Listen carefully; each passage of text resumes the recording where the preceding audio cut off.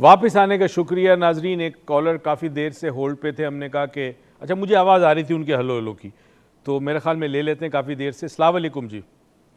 السلام علیکم جی. جی وعلیکم السلام علیکم جی. ڈاکٹر صاحب کیسے ہیں آپ؟ خیریت سے ہیں؟ الحمدللہ. کون کہاں سے؟ جی میں نعمت اللہ خان بول رہا ہوں جی, کراچی سے. نعمت اللہ خان صاحب کیسے ہیں آپ؟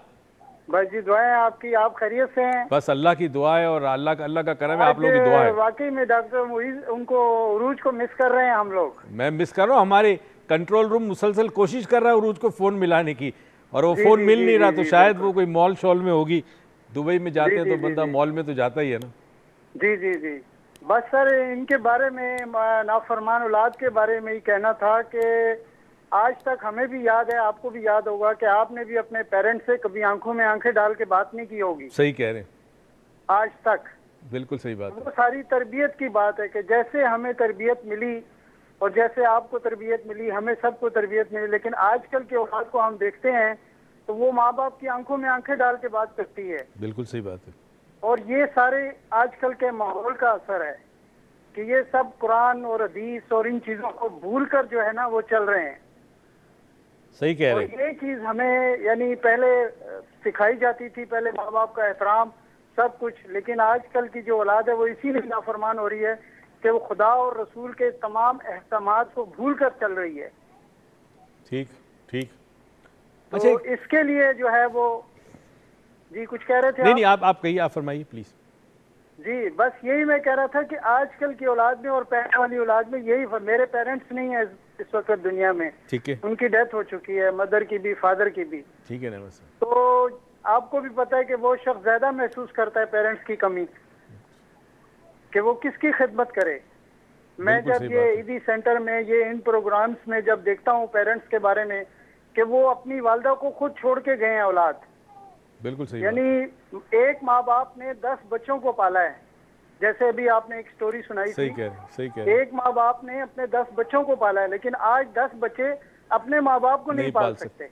بہت بڑا المیہ ہے جی. بالکل ٹھیک ہے. تو یہ چیزیں صرف اور صرف ہمارے اندر جو ایک اسلام کی وہ چیزیں جو ہیں وہ ختم ہوتی جا رہی ہیں, اور آگے آگے یہ بڑھتا جا رہا ہے. بالکل صحیح ہے, بالکل صحیح. نعمت اللہ صاحب, نعمت اللہ صاحب آپ کا نام ہم ڈال دیتے ہیں. کراچی میں ریکی ہو رہا ہے, ہم آپ کا نام ڈال دیتے ہیں, اور اس کا لکی ڈرا ویڈنسڈے ہوگا. اگر آپ نام نکل آتا ہے تو انشاءاللہ ریکی کیجئے, اور ریکی بھی بڑی کمال کی چیز ہے, اور ہم نے اس کو بڑا استعمال کروایا ہے لوگوں سے, اور ہم تھوڑا اس پہ بات بھی کریں گے.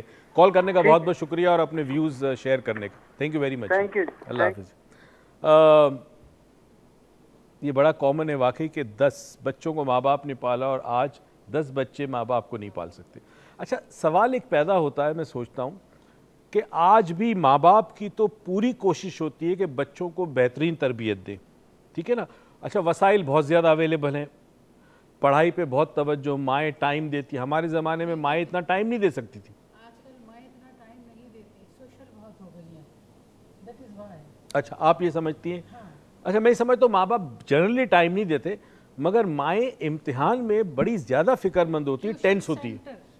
ٹیوشن سینٹر میں بچے جا رہے ہیں, ٹھیک ہے ٹھیک ہے, اور ماں جو ہے وہ بے فکر ہو گئی کہ ٹیوشن پڑھ رہا ہے بچہ, پاس ہو جائے گا. ہم ایک اپر کلاس یا مڈل کلاس کی بات کرتے ہیں, مگر اگر ہم لوور کلاس میں آ جائیں, میں کچھ عرصے پہلے آئی واز ان اوکاڑا, وہاں ایک ورک شاپ کر کے میں, تو وہاں پہ ڈی ایس پی صاحب اس ایریا کے جو تھے, وہ آپ کو پتہ ہے چھوٹے شہر میں جائیں تو بڑے لوگ آ جاتے ہیں ملنے, تو وہ ڈی ایس پی صاحب میرے پاس آئے, انہوں نے کہا جی شام کو اب مچھلی کی دعوت ہے آپ کے پاس, اور آپ کو فریش ہم زندہ مچھلی نہر کی راوی کی کھلائیں گے.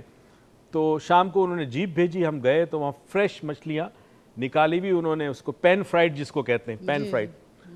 وہاں ہم کھانا کھانے بیٹھے تو ایک دم سے ایک کال آئی, اور مجھ سے کہا آپ میرے ساتھ تھانے چلے, میں آپ کو کچھ دکھانا چاہتا ہوں. خیر ہم کھانا کھا چکے تھے, ہم وہاں قریب تھا, پتہ نہیں کیا نام تھا, گلگیرا نام تھا اس جگہ کا, گاؤں کا. وہاں ہم پہنچے تو ایک باپ جس کی عمر 70 سال ہوگی, لنگوٹ پہنی ہوئی تھی, اور بیٹا جس کی عمر 24 سال ہوگی.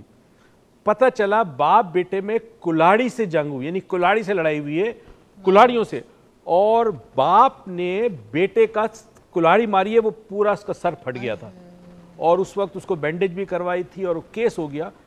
مطلب یہ گاؤں میں بھی ہے کہ باپ بیٹے کے ساتھ اور بیٹا باپ کے ساتھ کیسے کر سکتا ہے, ہاتھ کیسے اٹھا سکتا ہے اولاد, مطلب وہ ہاتھ ٹوٹ جائے اولاد کے کہ جو ماں باپ کی طرف اٹھے اس ہاتھ کو کٹ جانا چاہیے. تو گاؤں میں بھی ایسا ہو رہا ہے, دیہات میں بھی ایسا ہو رہا ہے, شہروں میں بھی ایسا ہو رہا ہے. اب یہ بات نہیں رہی کہ لوور طبقہ یا ہائر طبقہ, یہ ہر جگہ ہے, یہ ہر جگہ ہو گیا. تو کیا وجہ ہے؟ دیکھیں میں ایک باپ ہوں, میری کوشش ہوتی ہے کہ میں اپنے بچوں کو بہترین تربیت دوں, ٹھیک ہے, اخلاقی تربیت بھی دوں, سماجی بھی دوں, روحانی بھی دوں, دینی تربیت بھی دوں. میں کوشش کر رہا ہوں اپنی طرف سے. پھر کیا وجہ کیا ہے کہ آج کے بچے انفلوئنس ہے کہیں کسی اور چیز سے؟ کوئی ایسی بات ضرور ہے, میڈیا ہے یہ.